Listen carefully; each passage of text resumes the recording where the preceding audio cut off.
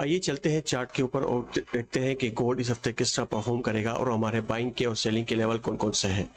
ये सब जानने के लिए सबसे पहले हम चलते हैं फॉरेक्स फैक्ट्री की तरफ। हमारे पास सबसे इम्पोर्टेंट और हाईली डेटा कौन कौन से हैं जिससे मार्केट वॉलेटाइल हो सकती है।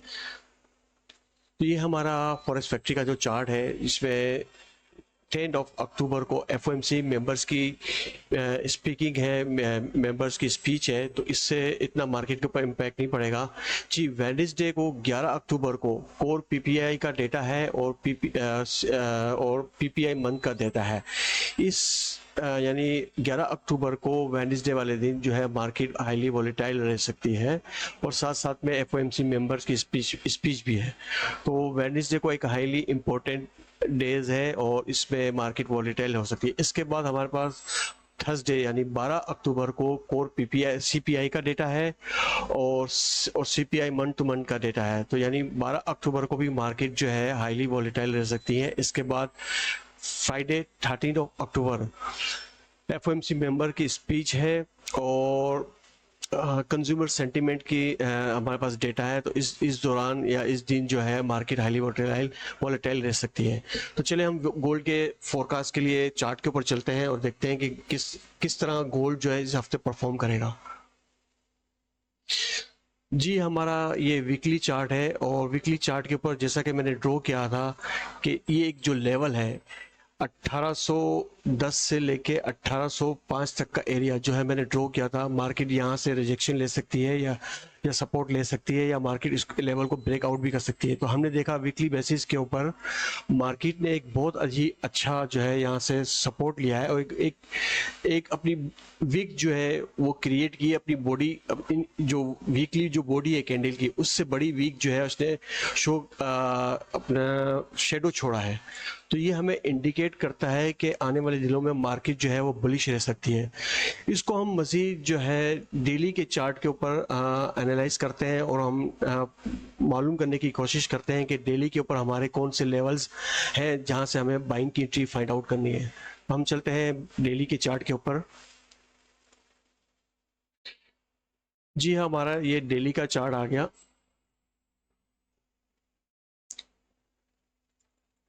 जैसा कि मैंने वीकली ड्रॉ किया था, अब हम जो है डेली चार्ट के ऊपर जो है वो ड्रॉ करते हैं कि हमारे कौन कौन से लेवल्स हैं और मार्केट कहाँ तक आ सकती है। अच्छा, आप एक चीज नोट करें कि यहाँ पे एक जो है कैंडल स्टिक का जो है फॉर्मेशन बनी हुई है, डबल डोजी बनी है।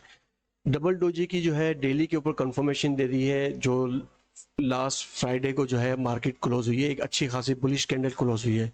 ये हमें इंडिकेट कर रही है कि मार्केट जो है वो बुलिश के अंदर आ चुकी है, यानी वो रिट्रेसमेंट ले रही है। आप ट्रेंड चेंज नहीं कह सकते हैं, रिट्रेसमेंट कह सकते हैं। तो दो डोजी कैंडल के बाद अच्छी खासी जो है मार्केट बुलिश हुई है, बुलिश कैंडल क्लोज की है डेली की।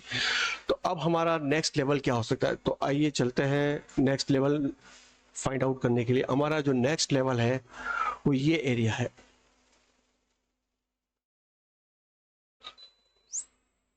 मार्केट इस एरिया को डेली के ऊपर रिटेस्ट कर सकती है, जो कि हमारा एरिया है 1888। इसको हम मजीद जूम करके अच्छा फाइंड आउट लेवल निकाल सकते हैं।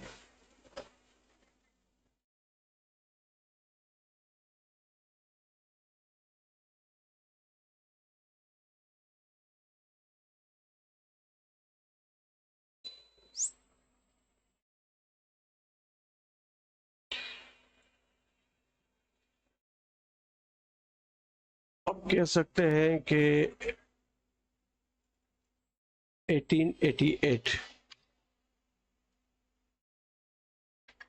5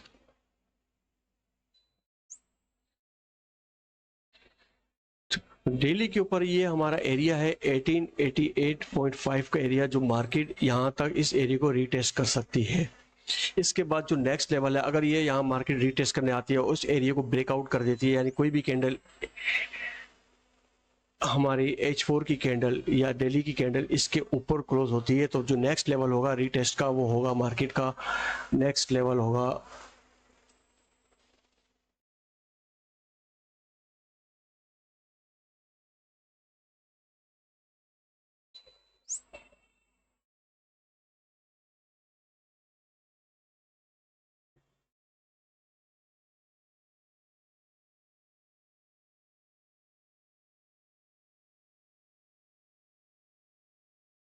1907 का एरिया होगा। 1907 के बाद जो है मार्केट नेक्स्ट लेवल को रीटेस्ट कर सकती है और वो लेवल है हमारे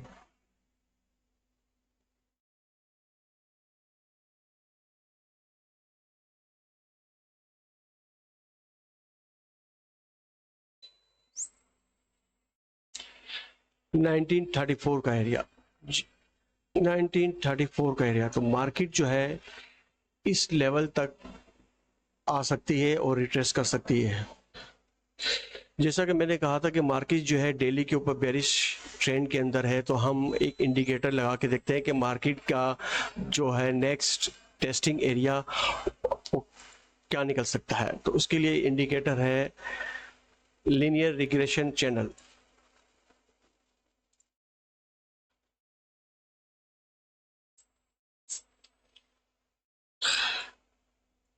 ये चैनल हमें बता रहा है मार्केट जो है डाउन ट्रेंड के अंदर है, और ये चैनल हमें बता रहा है कि इसका जो नेक्स्ट टारगेट है, यानी जो डेली के अंदर जो बाइंग की जो कैंडल बनी है, इसका जो नेक्स्ट टारगेट है, ये जो सेंटर लाइन है, सेंटर लाइन है जो कि 1885 का एरिया बनता है। और एक मैंने जो मैनुअली लाइन ड्रॉ की थी इस एरिया की,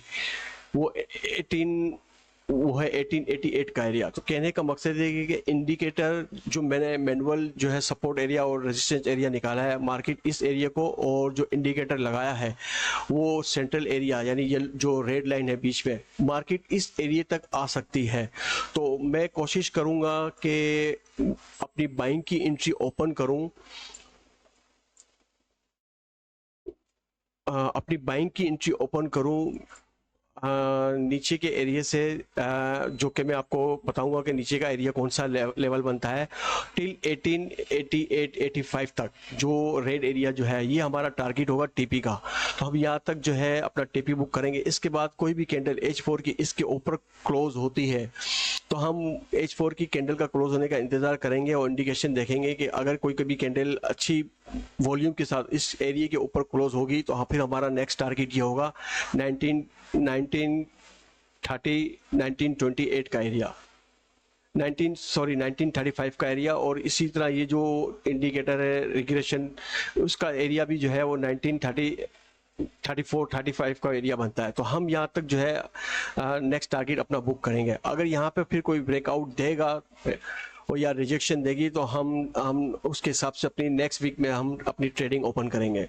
तो इंडिकेटर से भी ये जाहिर होता है कि जो बाइंग का मोमेंटम है वो 1885 1880 तक के एरिया तक रह सकता है, जो कि मैंने मैनुअली भी ड्रॉ किया है। और इंडिकेशन जो इंडिकेटर लगाया है रिग्रेशन का, उससे भी हमें टारगेट का अंदाज़ा होता है कि मार्केट किस टारगेट तक आ सकती है।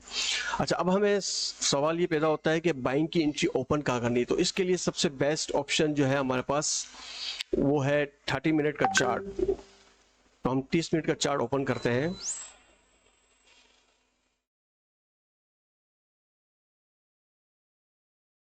तीस मिनट के चार्ट के ऊपर जो है हम इसको विजिबली, तो हम कहते हैं कि हमें जो है सिर्फ ये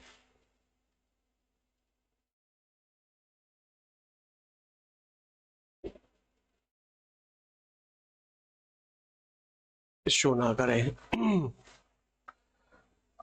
अच्छा, अब सवाल ये पैदा होता है कि हमें 30 मिनट के चार्ट के ऊपर जो है रीटेस्ट के ऊपर अपनी बाइंग की एंट्री ओपन करनी है। तो हमारा बाइंग का लेवल क्या हो सकता है।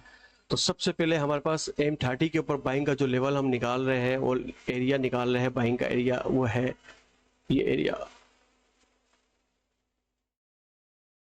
1924। एंड जो नेक्स्ट एरिया होगा बाइंग का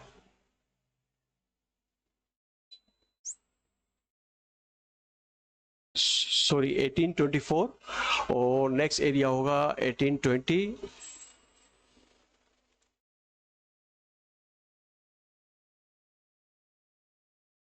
1880। तो मैं कंसीडर करूंगा कि हम 1880 से जो है इस एरिया से ये लो टाइम फ्रेम के ऊपर 30 मिनट के ऊपर हमें जो है बाइंग की एंट्री फाइंड आउट करनी है। अगर मार्केट इस लेवल या इस लेवल तक आए तो आपको बाइंग की एंट्री करनी है।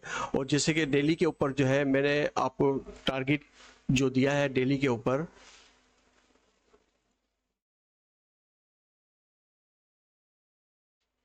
तो हम यहाँ से इन दो लेवल से यहाँ से हम बाइंग कर सकते हैं और हमारा टारगेट होगा 1885। तो हमारी जो लास्ट वीक की जो एंट्री हमारी जो बाइंग की फंसी हुई थी 1900, हमारी 3 एंट्री ओपन हुई थी बाइंग की, और इसके बाद मैंने होल्ड करवा दिया था कि मार्केट जो है आप कोई भी एंट्री ओपन मत कीजिएगा जब तक आपके पास अच्छी इक्विटी ना हो और मार्केट रिट्रेस ना करे। तो अब हमारे पास हमारी 3 एंट्री ओपन हुई थी जो कि 1900 के लेवल पे थी, 1875 के लेवल पे थी और एक 1850 के लेवल पे थी। तो अब हम यहाँ से एक और बाइंग की, क्योंकि हमें इंडिकेशन मिल गई कि मार्केट बुलिश होने वाली है, तो हम एक 18, ये हमारे जो दो लेवल है 1824 और 1818, तो हम इन दो लेवल से आफ्टर रीटेस्ट जब करने मार्केट नीचे की दो लेवल पे आएगी एक छोटे टाइम फ्रेम के ऊपर M30 के ऊपर, तो ये हमारे दो बाइंग लेवल है। तो हम कोशिश करेंगे कि 1818 या 1820 से एक बाइंग की एंट्री डालें, और 1800 जैसा कि मैंने 1888 का एरिया जो ड्रॉ किया है, ये जो सेंट्रल लाइन है रेड, ये हमारा टारगेट हो सकता है, टीपी हो सकता है पहला टीपी। तो हम अच्छी खासी जो है प्रॉफिट गेन करके जो 1900 की एंट्री है, जो हमारी फंसी हुई एंट्री 1900 की, हम इसको जो है नो प्रॉफिट नो लॉस के अंदर काट सकते हैं। तो ये है हमारा वीकली एनालाइज, और ये हमारे टारगेट है और किस तरह से हमें बाइंग की एंट्री फाइंड आउट करनी है और क्या क्या लेवल्स है। आई होप आप लोगों को वीडियो अच्छी लगी होगी। अगर वीडियो अच्छी लगे तो प्लीज़ आप कमेंट ज़रूर करें और लाइक का बटन प्रेस करें, इससे मुझे मोटिवेशन मिलती है ताकि मैं आप लोगों के लिए अच्छी से अच्छी वीडियो जो है बना सकूं, और ताकि आप लोग मेरे चैनल की तवज्जुह से प्रॉफिट में हमेशा रहें और मुझे सपोर्ट मिलती रहे। Thank you.